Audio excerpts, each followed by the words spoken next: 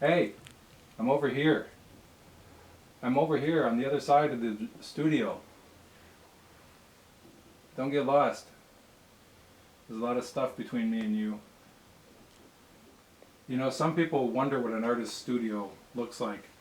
I would say the typical artist studio probably is somewhere in between a garbage dump and a walk-in closet. If you're a true professional, you might get up to landfill and bedroom quality, but my studio I think is pretty typical of a lot of people.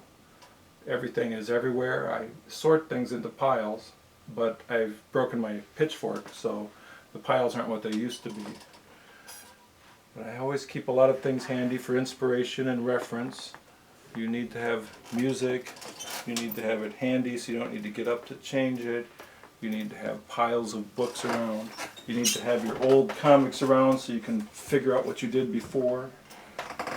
And this over here is where the work is done. Now, if you want to work on a drawing table, you're going to need a light. Forget natural light. You're going to need a real light. Right now, I was doing a page on a light box, so I've just taped this to the drawing table. You can see, and you can see I'm working on a page that is actual size. It's the same size that the comic will be printed.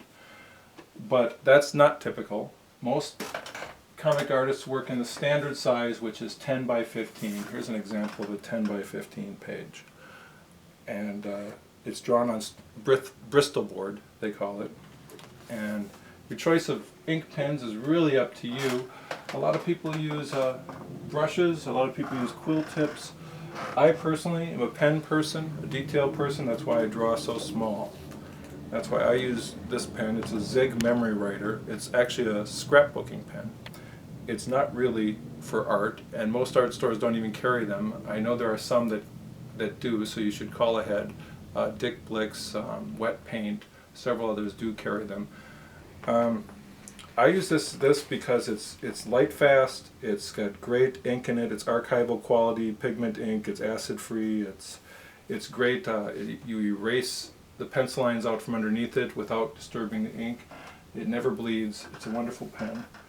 I don't make a nickel off anything I'm recommending here. I recommend if you're going to work with pencils and ink, you have to have a kneaded eraser. This is the best kind of eraser. You can squeeze it to whatever shape you want, and they're cheap.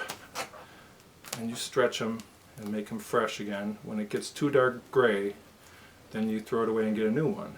But you can squeeze this eraser to take any shape you want and erase out little tiny areas, or you can scrub it and erase great big areas, and that's your best kind of eraser right there. Rolling ruler I use all the time. It's for making parallel lines, like if you're drawing a skyscraper, you put your finger on the button from the middle and you should be able to draw parallel lines with this, and this is a less than $10 gimmick that you can buy at most art stores. Now, I start with lettering directly on the page, which basically no company does this anymore. It's only old school, independent, out of date dinosaurs like me that letter directly on the page.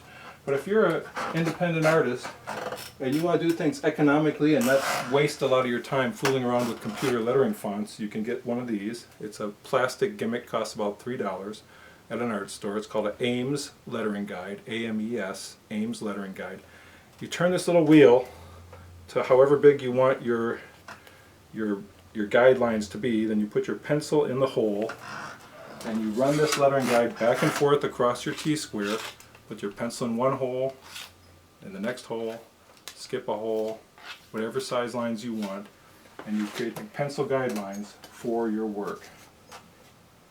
Another thing I recommend if you do a lot of pencil work is, I don't know if you can see this, but there's a Panasonic pencil sharpener over here. I'm sure there are other brands that are good too, but I can honestly tell you I've had this for 30 years. And I sometimes forget to clean the pencil shavings out of it. It gets all backed up, but it never breaks down. I've been sharpening pencils in that thing for 30 years. It's a very good product, and it's really good to have a sharp pencil point all the time if you're an artist. Look around, I have a timer here. If you're serious about doing art, you should commit to doing a certain amount of time to work on your project and work on it. And don't be easy on yourself, be hard on yourself. When you're doing inking, of course, you're going to make mistakes.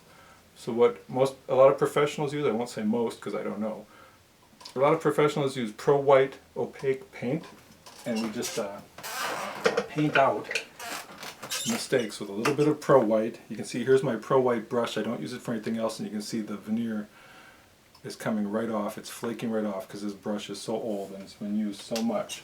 There's no reason to ever replace one of these if you're just using it for Pro White, because you'll never wear it out. I like to keep this little cup handy. There's my white in it, mixed with water, and then you can dip with one hand and work with the other hand.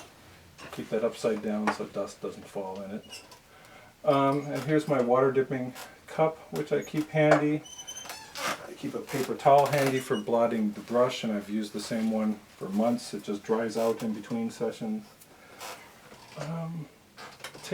Taping down things is always necessary.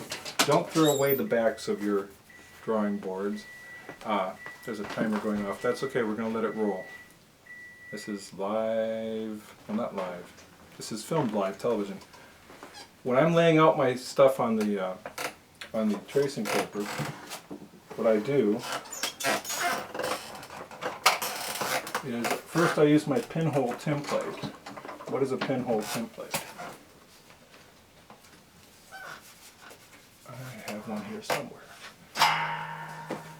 This is my pinhole template. It's got pinholes in it for it to help me mark off borders. So if I want 3 tiers, there's the corners. If I want 3 tiers, I know the third is there. Third is there. You see they're double holes, so I'll have a gutter in between. And this helps me measure panels.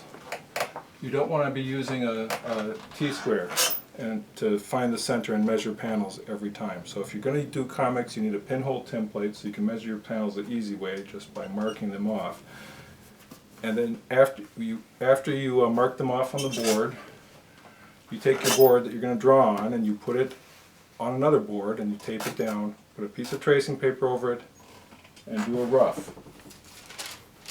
Something like this. Okay, then we take out our board that we're going to work on. We set it aside. We put that rough, we do another rough over top of the rough and make a final. We put the final on the back of what we're going to work on with a little bit of tape, using the light box to line it up, and then we can draw in finished ink right on the surface of the board without penciling.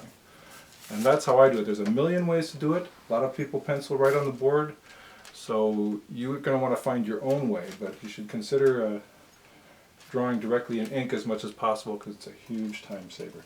Anyways, we're going to get more into all this studio stuff at a future date, but I just wanted to give you a little introduction here to the artist's studio, and this is it. Cut.